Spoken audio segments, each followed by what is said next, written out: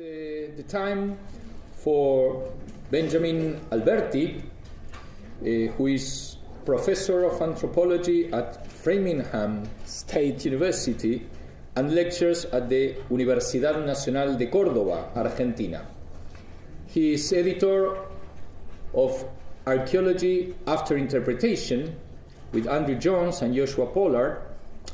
Also, it's editor of a special section of the Cambridge Archaeological Journal on animating archaeology of subjects, objects, and alternative ontologies, together with Tamara Bray, and editor of Latin American Archaeology with Gustavo Politis, an Argentinian archaeologist. Currently, he is researching anthropomorphism and notions of materiality in northwest Argentina and ontologies of rock art in northern New Mexico. So, Benjamin, sorry.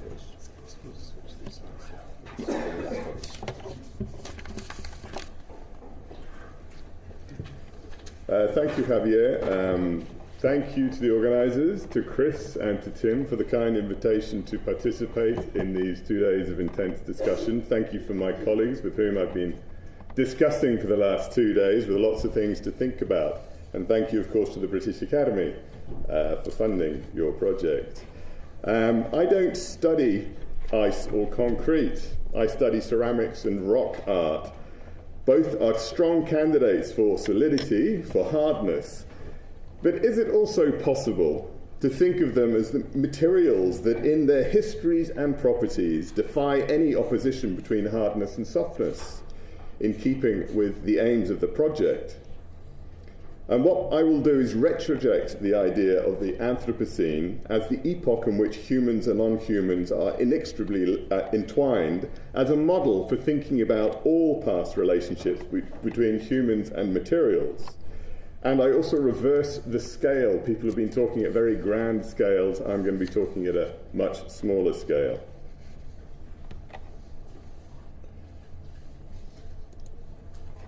Rock art sites are scattered in and immediately around the gorge of the Rio Grande in northern New Mexico. They have pooled up around visually striking geological formations, which have emerged as focal points within the broader landscape. Kissing Fish, for example, is a spectacular rock art site. It occupies a gully on the west rim of the gorge. This location drew archaic foragers, then ancestral Pueblo travelers, then Comanche, Apache nomads on horseback, Spanish and Anglo-American settlers, and now archaeologists. Images produced by all these visitors, excepting the archaeologists, of course, have been left behind on the rock walls of this narrow side canyon. The archaic imagery is the first, the earliest. It is bedrock art. Archaic period depictions consist of animal and human prints, geometric forms, squiggles, dots, and grid-like patterns. When facing this art, we are faced with a failure of interpretation. The geometric offers us no clues to its meaning, and the animal and human prints point weakly as indexical signs to some generalized concern with animal life. Anthropomorphic pots from the La Candelaria culture of 1st millennium AD northwest Argentina are dispersed around the Chungus, or eastern forests that mark the transition to the Chacoan lowlands. They are very rarely painted, of various sizes, and distinguished mainly by their excessive modelled forms, incised decoration, and almost grotesque character. There are some recognisable classes and repeated themes: asymmetry, the combination of body parts of disparate origin, human, bird, animal, frog, biomorphism, and the repetition of features such as the ubiquitous bulge form. Again, interpretation is rarely attempted. I have a question about meaning. I put this question to Tim Ingold 5 years ago in an email sent from a bus travelling at night through northern Argentina. Tim had just delivered a grueling series of lectures at the Universidad Nacional de Córdoba, Argentina, that I had attended. I have a feeling he was also on a bus travelling at night from Argentina to Chile, if I remember correctly. Irritatingly, I can't find the original email, but my question was to do with the anthropomorphic ceramics I study. It went something like this. How do you understand specific form and the anthropomorphism from a making perspective? That is, how do I, as an archaeologist, incorporate meaning into my account of these pots without imagining this meaning as imposed from without by a meaning-giving subject? The image that remains of Tim's response is that of hands shaping, working clay moving, and of a form emerging, accommodating itself to the dimensions and movements of the hands, which pinched, smoothed, moulded the clay, nurtured it into shape. His response reminded me of his paper on the Acheulean hand axes, the remarkable similarity in form of these Paleolithic artifacts being a consequence of the shape of the hand, not a cultural design. I was tantalized by his response, but doubts lingered. Yes, I thought, but that is true of any anthropomorphic pottery. What about my pottery? How do we move from form to explanation of what is traditionally called the decorative elements? That is, what about meaning? My intention, therefore, is to understand meanings as emerging from the processes of making. It is to think about the decorative elements as a case of making. The rock art and ceramics serve to extend my theoretical discussion. Much information has been collected by ethnographers on the meanings associated with pottery design. Parallels are drawn with many other domains of life. Rock art has been more commonly isolated as pure imagery. Meanings are most often applied to the pot or art. So I will follow this in the company of work by Tim Ingold and also by feminist physicist Karen Barad, who Chris mentioned. To preempt my conclusions, I argue that ceramics and rock art involve specific gestural histories. It is in these gestures that meaning resides. Ingold's reference to hands when asked about meaning was not entirely surprising. There are other tantalizing references in his work that touch on the relationship between meaning or the social and making. In his hugely influential paper, The Temporality of the Landscape, he argued that meaning is not lain over the world, rather, stories open up worlds. To quote, "Meaning is there to be discovered in the landscape if only we know how to attend to it." In his study of ground, Tim Ingold also describes this as a domain in which the lives and minds of humans and non-humans are tied together. Knowledge, he writes, becomes social when it percolates the ground, tangling with the trails of other beings. So the sense one gets from this and other references is the refusal to separate what we might call meaning or the social from practices, goings-on, life. That, after all, is the project, to not succumb to the separation of matter from meaning. Meanings, ideas, culture, these have to surge up or emerge from the processes of life. Physicist and feminist Karen Barad is increasingly popular in archaeology and elsewhere. It is easy to see why. Her focus is exactly on the relationship between meaning and matter, how ideas in the physical world emerge together. Barad seems to offer a way to think about the specific mechanism that produces this closeness. In her theory, ontological difference is an achievement and not pre-given. This notion of ontological unity is very important. It means that material things and meanings cannot be treated as separate. They are equally real and share the same status. Ingold writes similarly of knots and knotting.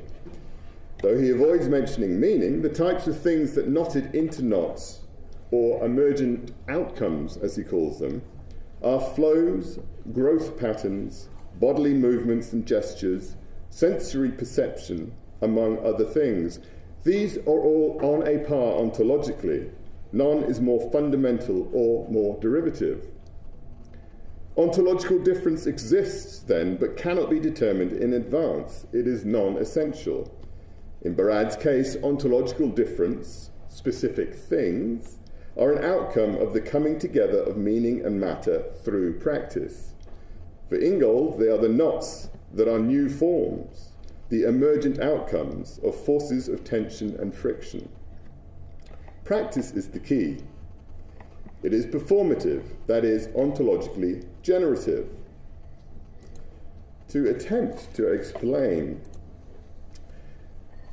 in even the most recent theorizing on materiality in archaeology, an essentialist notion of matter is retained. The idea of material agency is indicative. In this idea, which I don't subscribe to, just to get that clear, discourse and matter are seen as ontologically prior to practice. They are separate and prior. They influence one another only through practice. But the relationship is not equal. Matter can strongly influence practice. Think of biological sex or the physical properties of ceramics. And while discourse strongly influences practice, it only weakly influences matter via practice. Matter is thus plastic, bodies, clay, but its essential nature is unchanged by discourse or practice. Barad sees this as a problem. Her solution is to change the status of practice. She makes practice prior to both meaning and matter. Matter and discourse are mutually and performatively produced through practices. That's the general picture. I find two related ideas that Barad comes up with suggestive. First, Barad argues that meanings are internally and locally produced out of a state of indeterminacy. This bit's a little bit abstract, just to let you know, so you've got to focus for a little bit, okay? Next 5 minutes, a bit hard. First, he argues that meanings are internally and locally produced out of a state of indeterminacy. That is, determinate meanings and states of matter are together the outcome of internal processes of differentiation. Prior to this, things have no specific material state or meaning. There is a kind of background sea of indeterminacy. Barad uses the term interaction to describe how things then come into determinacy, how matter and meaning coalesce into specific states with clear meanings and physical properties.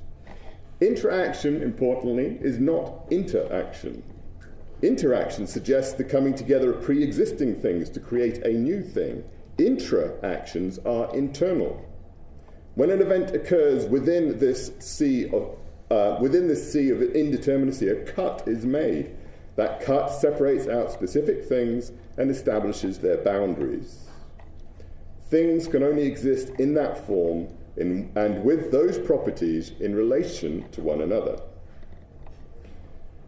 These things, or objects and subjects in Barad's vocabulary, can be likened to the knots that Ingold refers to.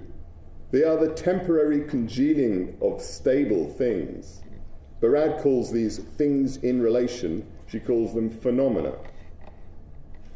The second idea I find suggestive from Barad is that specific material arrangements embody specific concepts. A famous example is that of the experimental apparatus used to determine whether electrons have a wave or a particle state, and this is the same experiment that Chris referred to.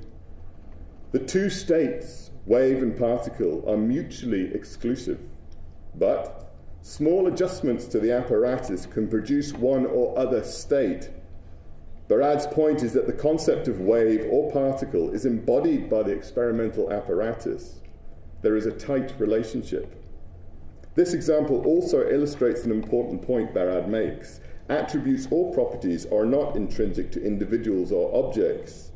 The proper referent is the phenomenon, and here I would include meaning as a property or attribute of the entire phenomenon. So the 2 points I would take from Ingold and from Barad are thus: 1, there are no predetermined ontological states. These are achievements. And second, determinate states of meaning and matter, these achievements, are internal to emergent phenomena or knots. But I think both Ingold and Barad leave a question mark when trying to get meanings from things. Barad's work is most successful when its target is scientific concepts embodied by specific apparatuses in experimental conditions. And Ingold is clear on emergent forms, but relatively silent about how meaning might emerge in specific instances. He might correct me. Here's a concrete archaeological example, which has nothing to do with my own material. Chantal Conneller has shown convincingly that the properties of materials and their relationships to form only ever emerge relationally. People's understandings of their worlds guide their technological choices, which, in turn, impact the properties that can exist for them. She uses the example of Middle Magdalenian contours découpés from the Pyrenees. The contours découpés are pendants carved predominantly into the shape of horses' heads and made from the hyoid bone of horses. The form is suggested by the materials. Importantly, however, this is only the case for people who know how to see it. These are people who had the specialized knowledge earned through practice, in this case of predation and butchery. Practices produce specific knowledge of materials, and the form and content of the imagery is thus tightly connected to the tools, techniques, and materials. This example hints at how the determinacy of matter and meaning might be achieved through practice. The knowledge that went into the making of the pendant came out of a long tradition of practices of horse butchery. Now, if we free the rock art from its grave stillness, we can see that there is a lot more going on. So let us expand the limits of the phenomenon, rock art, and return again to this scene. In the marking of rock are combined generative processes that occurred over the course of millennia. But these are not solely human-authored. These basalt boulders have been slowly worked upon by complex ecologies, weather, sun, water, microbial life and lichen, as well as the movements of peoples and animals. The indigenous rock artists participated in the ecological transformation of these surfaces when they pecked, scratched, and ground into the patina to produce the images.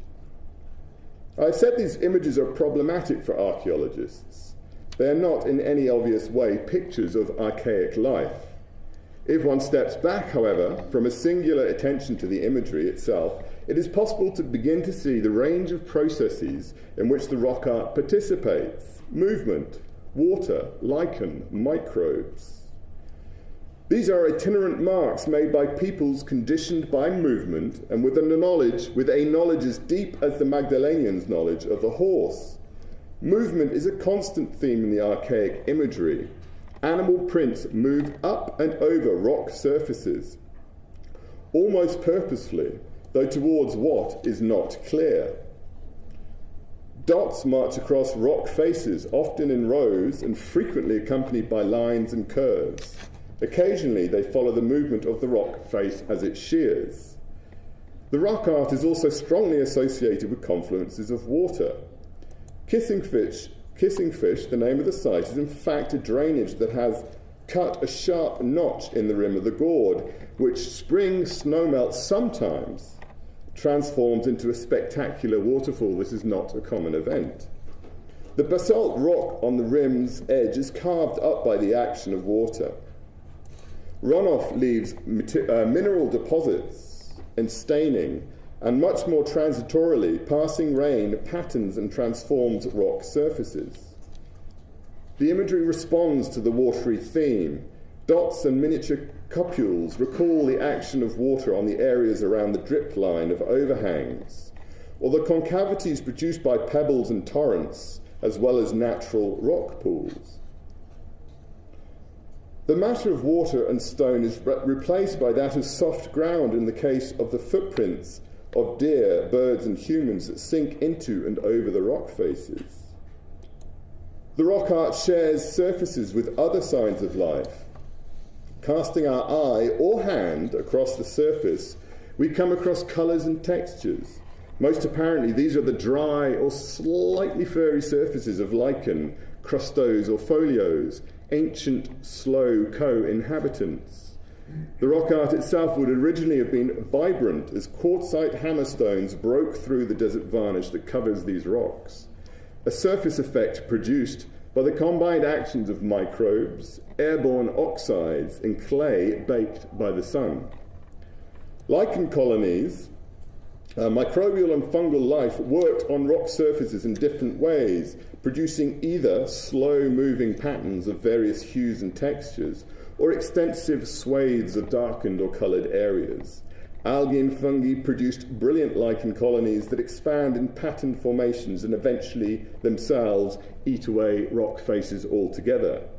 They alter the surface, quickening the decay of rock rind, or leave stains, permanent discoloration.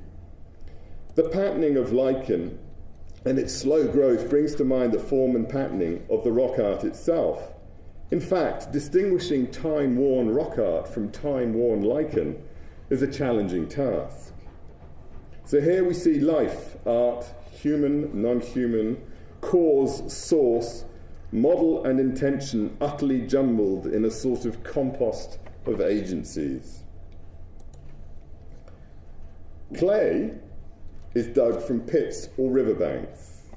Where it comes from will determine what else comes with it beside the clay minerals.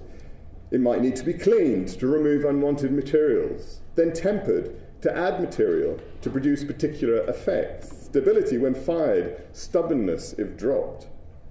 Potting is a multi-sensory activity. Experienced potters feel for the correct texture of materials, and they do this to reach the desired ratio of clay, temper, and water. A bitter taste to the clay may reveal the presence of salts. The experience of sourcing clay, pigments, and other necessary materials shows up in the appearance of the pot. For example, Andy Roddick shows how layered sediments of red and brown clay were reproduced in late formative terraco pottery from Bolivia. We can find other agencies at work too. Tiny crustaceans bring sediment to the surface and so alert the Tremembé Indians of the presence of red and yellow ochre that they collect and use as pigment. Human and non-humans are again hard to disentangle. Then, working with the clay, with hands, the potter bends over the pot, working quickly, pushing and pinching shapes. She slows down to carefully attach to the material already assembled, or pushes out through the wall of the pot from the inside. Tools are selected from bird or other small bones and drawn through the clay or pressed into it, changing surfaces, forming recognizable things, though edges of incised lines remain ragged, uneven. A flat, polished stone passed over the surface smooths and burnishes. To recap, what I've done so far is shift focus from matter as essential and meaning as free-floating to talk about ontologically productive practices. Practice produces matter and meaning in an essential relation. Practice is not exclusive to humans. Other things participate. Simple observations of the rock art and the process of pot making breaks down the barrier between human and non-human practices.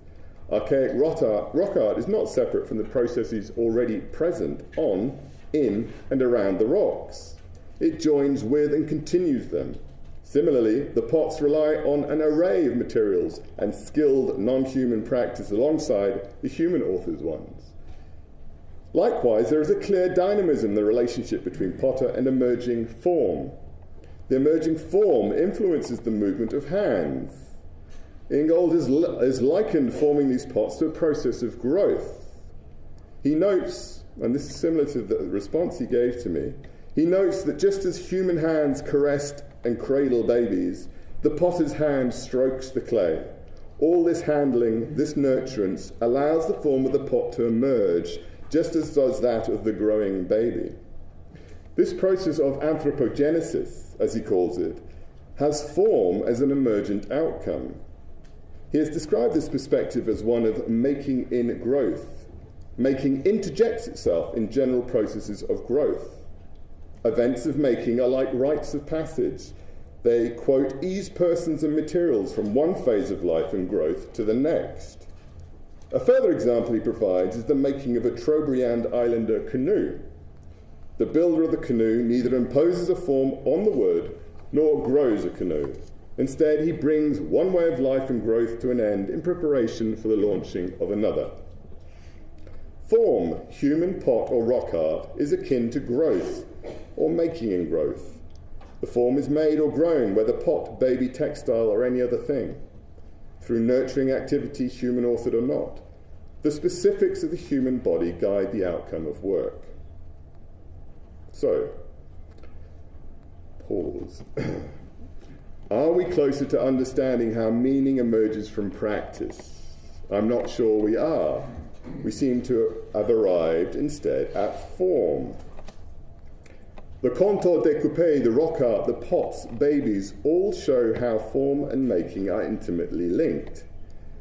In answer to the question of why pots look like bodies, Ingold states the following, and I quote, "If there was a likeness between artifacts and organisms, it was not because the former had been modelled in the image of the latter, but because similar processes would generate similar results." I couldn't agree more. This is actually a great description of what is going on with the rock art. But is meaning the same as form? What are the so-called decorative elements? The motifs, abstractions that seem to escape the immediacy or necessity of the form generated by these processes of making? Or is meaning derivative of form? Does perhaps form follow practice, with meaning then following form? Oh dear. So here's the troubling question in all this.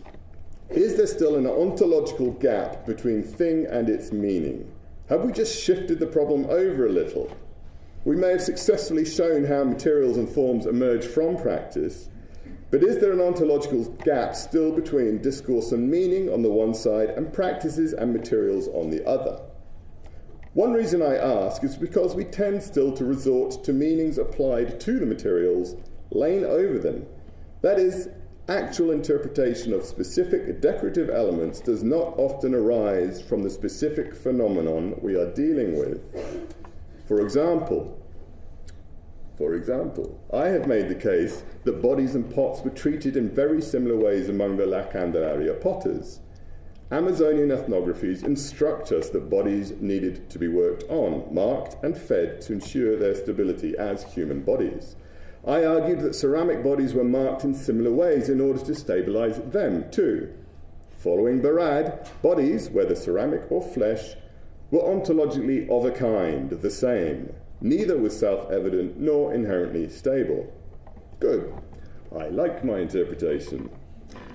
But the specifics of the interpretation rely on the confluence of Barad's concept of phenomenon and the concept of chronically unstable bodies, drawn from anthropologist Aparecida Vilaça. And she develops her concept on the basis of indigenous Amazonian ideas about bodies. So, to be clear, we can understand the general principle that meanings emerge with materials through practice. But, in order to be specific about what something means, we still need concepts and meanings brought in after the fact from elsewhere.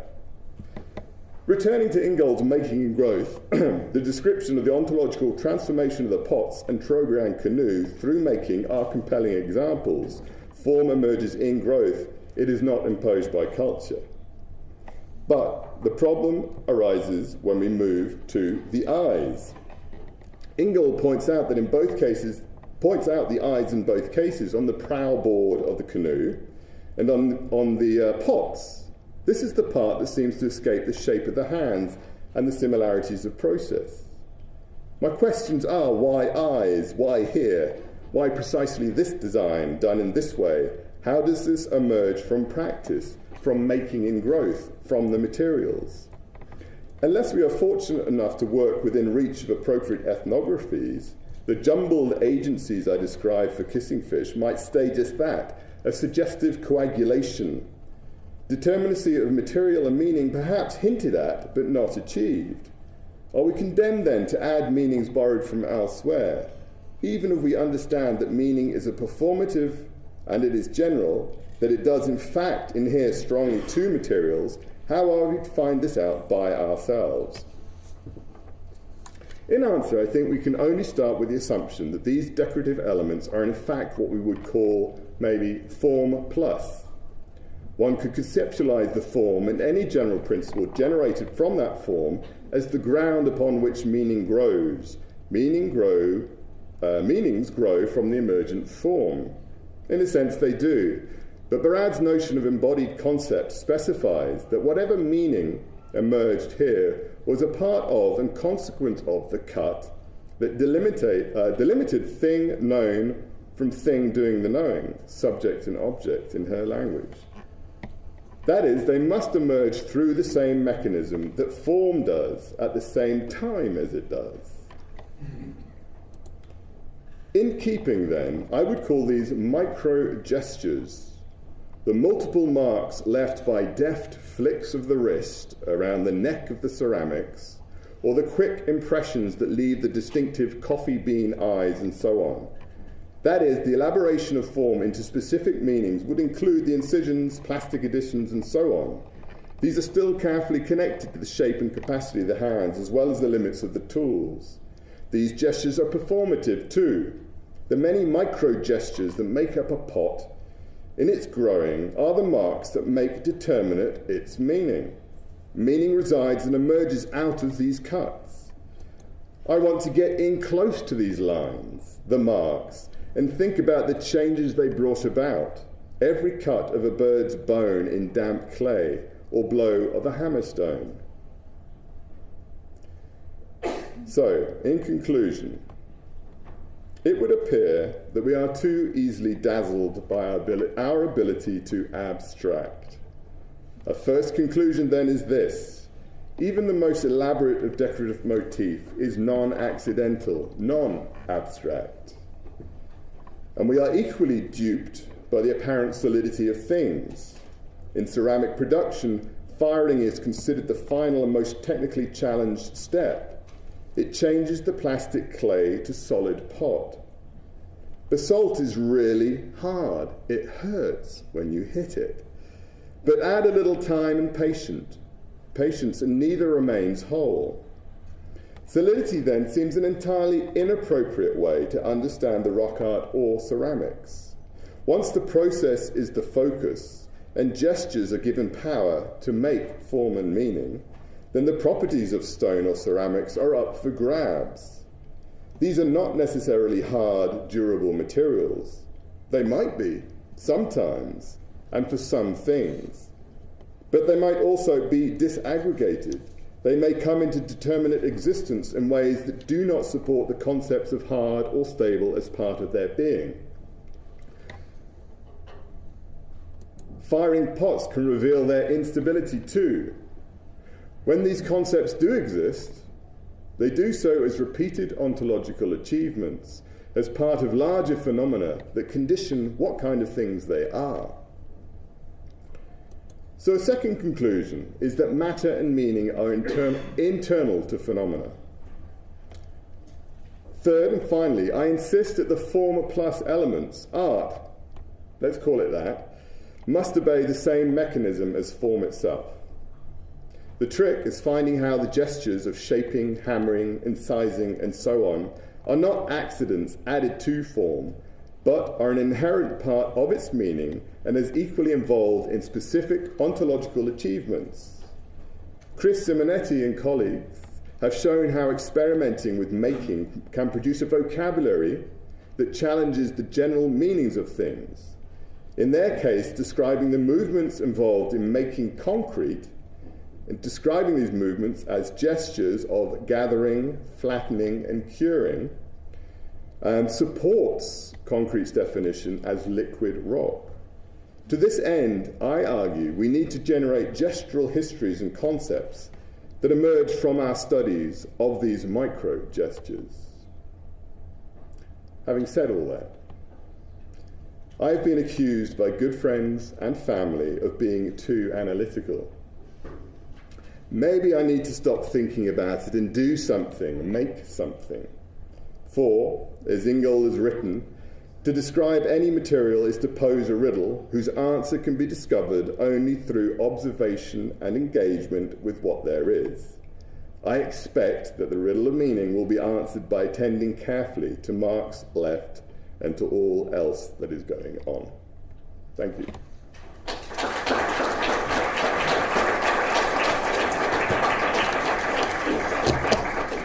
Good. Thank you, Ben. And I'm sorry I couldn't turn the lights off, so your images were clear, but not as expected. So we have some minutes for questions, comments. Let's see if they arrange these microphones. So, yeah, sure. So, first reaction. Thanks very much, Ben. I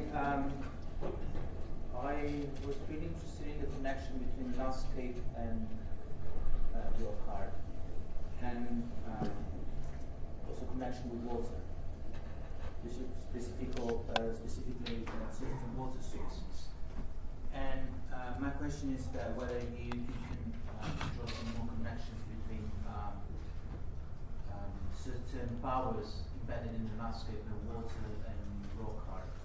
Because in some cases we could even, hypothetically, we could even say that some specific places in certain landscape resist human attempts of opening up or resist determinism. Some places act in a way that they resist meaning in a way. And water sources might be an example of that, and there are examples throughout Amerindian, especially landscapes. So I wanted to ask you a bit more about the connection between water, landscape, and the possibility of a landscape that receives meaning in certain localities, if you will. Thank you, Pier Giorgio. It's a very interesting question. As far as the project goes, what we have done so far is mark the location of the rock art throughout this area, and have noted it does tend to, rock art tends to coalesce around these areas of water confluences, and rock art also begets rock art. Rock art attracts rock art to itself. I like the idea of these places it's resisting meaning, overt meanings in some sense, because the types of connections that one can see are between I'm trying to think from a kind of a process point of view, so thinking of the processes that are being followed in the creation of the rock art that may have been observed, experienced in these locations. So one of them is this carving of the rock, and I showed you one rock carving picture, but that's not actually in kissing fish. But on the lip of where the water falls, there are lots of channels that have been carved and pools that have been carved out by the water. So in a sense, the rock art being there is the rock art being, so rock art begets rock art, but does other kinds of natural carving processes such as water falling beget rock art, beget people doing, attract people doing similar things as they see happening in the landscape around them. So those are, we can see iconographic similarities in terms of squiggly lines and lines of water, but I'm not sure how far I'd like to take that. But you do see cupules that are carved out naturally in the rock through the action of water and small stones, and then you see cupules in the rock art. So there is definitely a relationship, and whether it resists, these are places that resist overt meanings, that's a very interesting question. Thank you. We have Christian here. Thank you so much. Very interesting. I was thinking, I was reading recently about argument on both experiments and thought experiments, making a huge emphasis on the physicality of the instruments. But the instruments look very solid. She was actually pointing to the bolts that hold the panels where the light was meant to go through. But if you compare to what you have here, and I wonder about the limitations of a lab science as opposed to a field science. to the field sciences in general, because here you're talking about gestures Yeah. and meaning that grows through the gesturing or the mattering, if you want to use Barrett's language. But I'm not sure whether you see where I'm going. The hard physicality of the instrument that generates meaning in physics, following what Barrett is arguing and what is the thing she's dealing with. It's completely far removed from the experience of actually transforming clay, where you get your hands dirty, where the instruments change as you use them. Like you could think of the same when you travel in archaeology. When you travel in archaeology, you not only change the surface of where you're traveling, you're also leaving a record of your experience in the travel, if you know what I mean. Absolutely. That doesn't seem to happen in the solidity of an instrument. So are we talking here about different gestures? Could we talk about gestures in that other context? In the context of the Gedanken Or the left side? Right, so you're absolutely right. She set up these experiments that are closely controlled, and when she says that these concepts are tightly embodied by the physical apparatus, it is within these particular settings.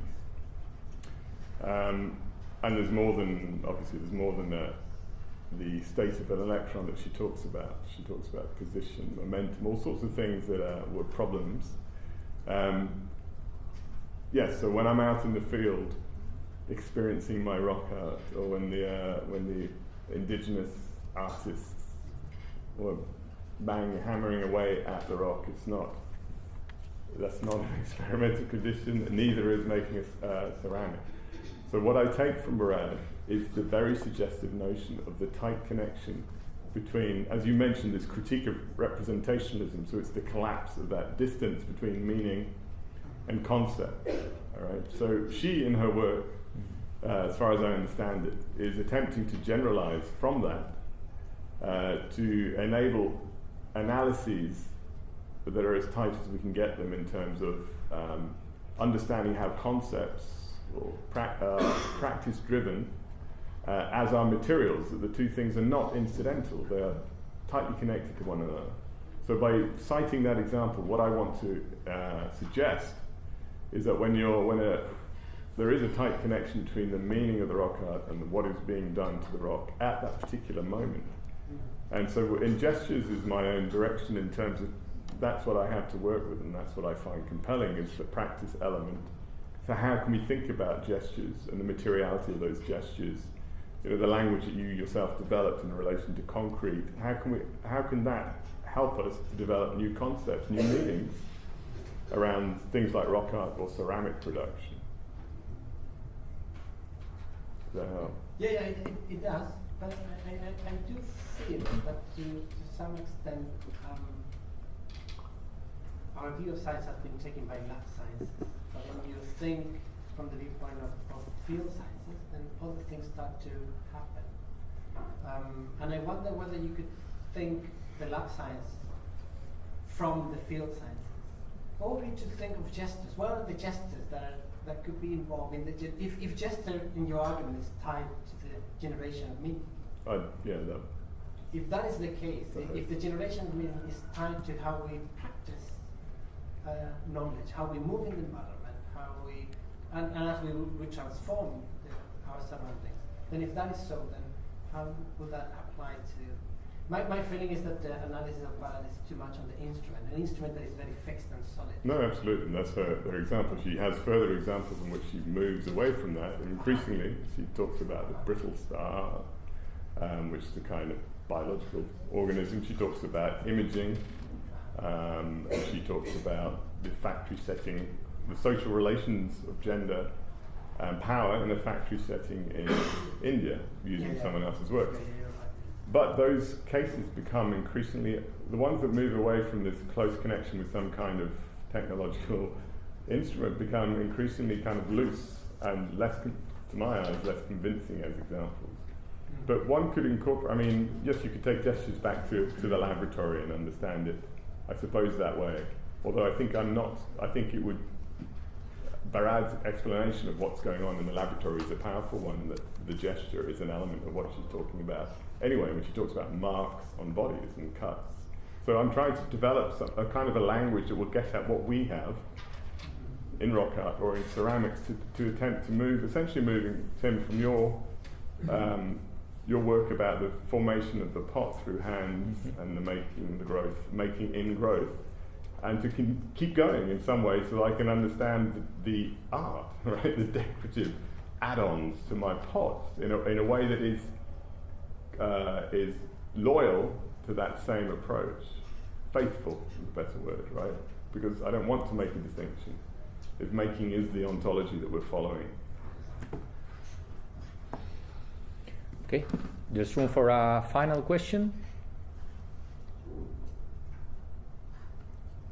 Let me ask a very quick one.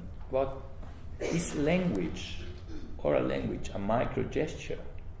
Because I can imagine the people who are doing this rock art, whatever, speaking, talking each other or the environment. And how does it come to your scenery? Well, I can't hear them, unfortunately. But no, I mean, language has an important role in Barad's work, and I think, in archaeology, I've been thinking for a while that we've been dismissing language and words at our peril, because there's the material turn, which says, let's get rid of the linguistic turn and words. But I think that's the wrong way to go. We actually need to include words in what we're doing, a little like Keith Basso does in his work among the Apache, and how they talk about language, but give words much more gravity than we have, much more of a heaviness and an ontological kind of status, rather than these things that float away. So words would come, yes. I don't know about my pots, but words are important. Okay, thank you very much. And congratulate you. Thank you, Ben.